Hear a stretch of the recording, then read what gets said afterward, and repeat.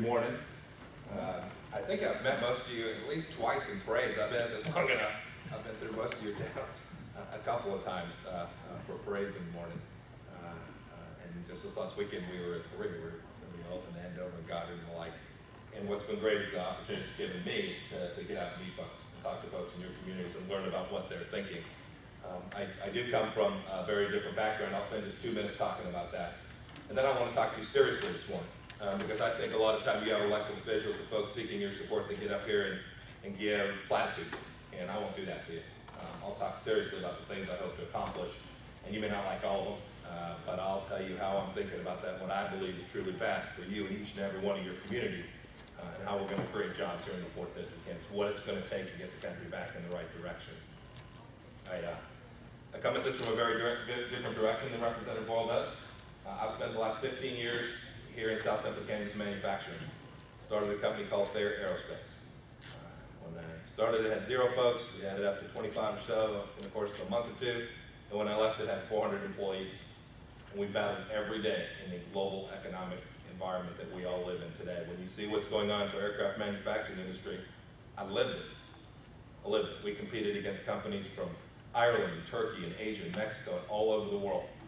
And we did it with the federal government that made hiring folks here in Kansas very, very expensive.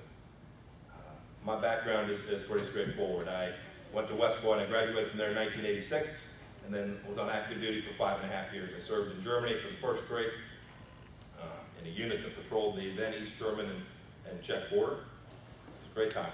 There's nothing like being a tank platoon leader when you're 23 years old. If you ever get it, it's the best job in the world. I can't quite fit in a tank anymore, but that's a whole other story. I came back and was at Fort Knox, Kentucky again, and then to Fort Carson, Colorado, and then I left active duty service and went to law school, practiced law for 3 years, a little bit under, and then came back to Kansas. My mother's from Wellington, one of 10 kids. Came back to Kansas to start a company with 3 of my best buddies in the whole world, West Point classmates of mine, one of whom lived in Kansas. Said, hey, come on out there and let's go live the entrepreneurial dream. Let's go try and make this go. It was great fun because of my mother's family. I had all kinds of cousins here. I think I have a little over 100. I have a few over 100 cousins in the 4th District, Kansas. I believe I got 92 votes in the primary, and I consider that a victory. I'll work on the other 8 here in the general. I saw firsthand what it means to try and build a business and compete, and watch a federal government that is disconnected from what it is that you're doing. Who have good folks working for these groups and who work for your cities and counties, but who are putting constraints on your business that causes you to make decisions that we all wish were different, that folks invested more here in the 4th District of Kansas. I sold that company in 2005. Today I still run a company called Century International. Does distribution of oil field equipment. We have big operations in Kilgore, Texas, and Midland, Texas, where we do oil field rig repair. So manufacturing heavy equipment kind of stuff is what I've been doing. And a year and a half ago, I decided to run for Congress. And I decided to do it because we have a federal government that has continued to grow under both parties at a rate that is wholly unsustainable. You cannot spend money you don't have forever. It's a cardinal rule. You don't do it in your cities, your counties. You don't do it in your school districts. We don't do it in our church. We don't do it in any other walk of life except the federal government, because it's got this thing called a printing press, and so it gets away with it for a while. And we've just fundamentally reached a point where we can no longer do that. So I want to go be part of a Congress, hopefully a big group of folks who come at this from a different direction, to fundamentally understand that we have to begin to shrink the scope and scale and size of our federal government. If we don't do that, all the things you are trying to do, all the things you're trying to accomplish in your communities will become incredibly difficult because of the take. The amount of money that goes to Washington, D.C. and then filters back, or some fraction thereof filters back, won't be enough to do all the things we need to do. And your flexibility, your degrees of freedom will be greatly diminished because Washington, D.C. will be dictating everything that we do in our communities. And that's wrong. It's wrong. It's wrong as a philosophical matter, but more importantly, it's wrong as a policy matter. There's no way that any congressman, me, Representative Doyle, or anyone else, can know what it is that works best for your individual communities. It's not possible. And when you think about trying to then do that in Hoboken, New Jersey, and Seattle, the task is too great.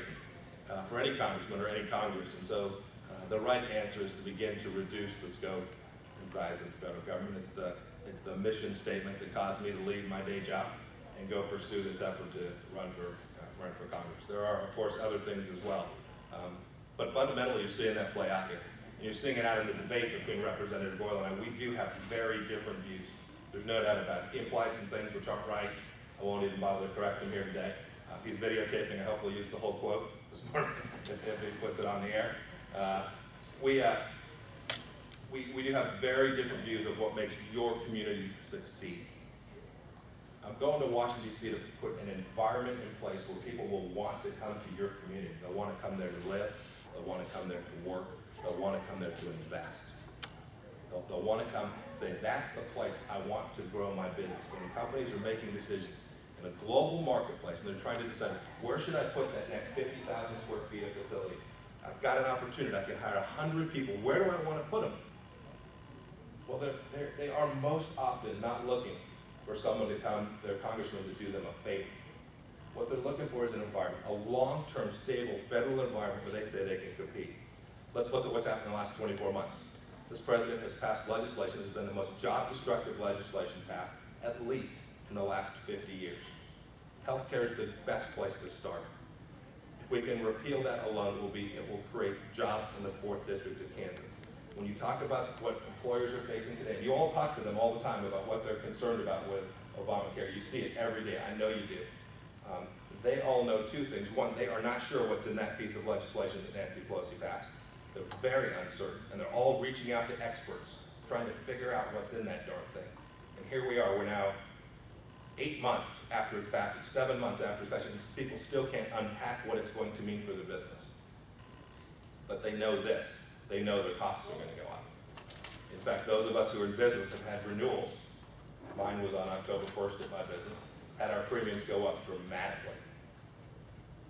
And we haven't even begun to see the worst pieces that are in that piece of legislation. And I think you've got to move it back. Representative Gold talks about there being some good and some bad. He hasn't told anybody yet if he would have voted for it. I can tell you I would not have, and I will work my tail off to make sure that we repeal it or at least get the worst pieces. The pieces that are going to drive the most jobs out of America off the federal books. Look at the second thing. This Congress left Washington, D.C., and on January 1st, it looks like taxes are going to go up for nearly every American and every business.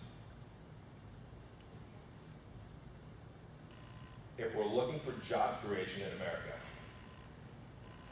imagine a businessman today trying to figure out what the return on invested capital is going to be in the United States come January 1st. We don't know. But the most likely outcome is that they're going to have higher tax rates. And so when they're figuring out where to put it, they're going to say, gosh, America may not be a very appealing place. It may not have a pro-business climate so that we can create jobs. We have different views on how the federal government ought to operate, what the congressman's role is in making sure that you all can go do the things you want to do.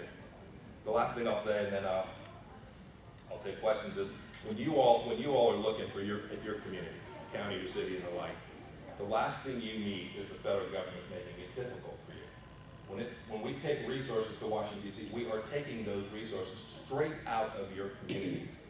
And so when we talk about things here in South Central Kansas and Montgomery County, Southeast Kansas, and the 4th District of Kansas, when we talk about those things, what we know is this: if some congressman in Kansas can do something, we know that there's some congressman in Wyoming that probably got more and took net resources out of our community.